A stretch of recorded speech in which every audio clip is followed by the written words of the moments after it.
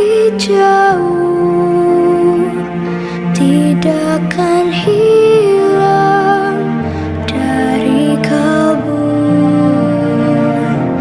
tanah. Assalamualaikum warahmatullahi wabarakatuh. Baiklah, saya akan menjelaskan fungsi utama media massa, yaitu dalam berbagai literatur komunikasi dan jurnalistik disebutkan terdapat 5 fungsi utama pers atau media massa yang berlaku universal, disebut universal. Oke, baik. Karena kalimat fungsi tersebut dapat ditentukan pada setiap negara di dunia yang menganut paham demokrasi, yaitu pertama, informasi. Fungsi pertama informasi dari 5 fungsi utama pers ialah menyampaikan informasi secepatnya kepada masyarakat seluas-luasnya.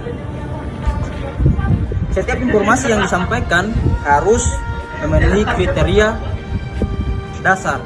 Yang pertama, aktual, akurat, faktual, yang menarik atau penting, benar, lengkap, utuh, jelas, dan jujur. Lokasi. Apapun informasi yang disebarluaskan pers, hendaknya dalam rangka mendidik. Inilah salah satu yang membedakan pers sebagai lembaga permasyarakatan dengan lembaga kemasyarakatan yang lain ini. Sebagai lembaga ekonomi, pers memang dituntut berorientasi komersial untuk memperoleh keuntungan finansial. Namun, orientasi dan misi komersial tidak boleh mengurangi apabila. Yang ketiga yaitu koreksi. Pers adalah pilar demokrasi keempat setelah legislatif, eksekutif, dan yudikatif. Dalam kerangka ini, kehadiran pers dimaksudkan untuk mengawasi atau mengontrol kekuasaan legislatif, eksekutif, atau yudikatif, agar kekuatan mereka tidak menjadi korup atau absolut. Yang keempat, rekreasi. Fungsi keempat pers adalah menghibur.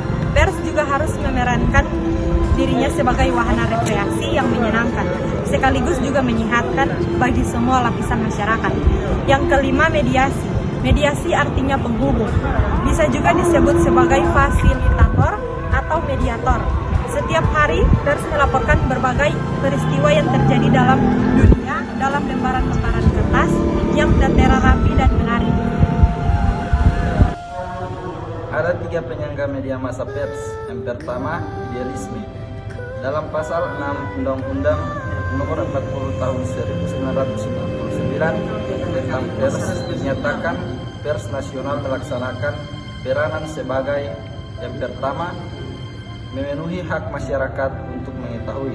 Yang kedua, menegakkan nilai-nilai dasar demokrasi dan hak asasi manusia terhadap kebinekaan. Yang ketiga, mengembangkan pendapat umum berdasarkan informasi yang tepat, akurat, dan benar.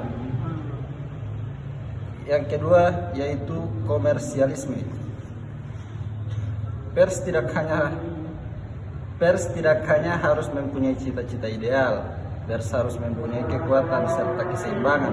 Kekuatan untuk mencapai cita-cita dan keseimbangan dalam mempertahankan nilai-nilai profesi yang diyakininya. Yang ketiga yaitu profesionalisme. Pada umumnya ada 5 hal yang menurut para sosiolog tercakup dalam profesionalisme yang disarankan sebagai struktur sikap yang diperluaskan bagi setiap jenis profesional.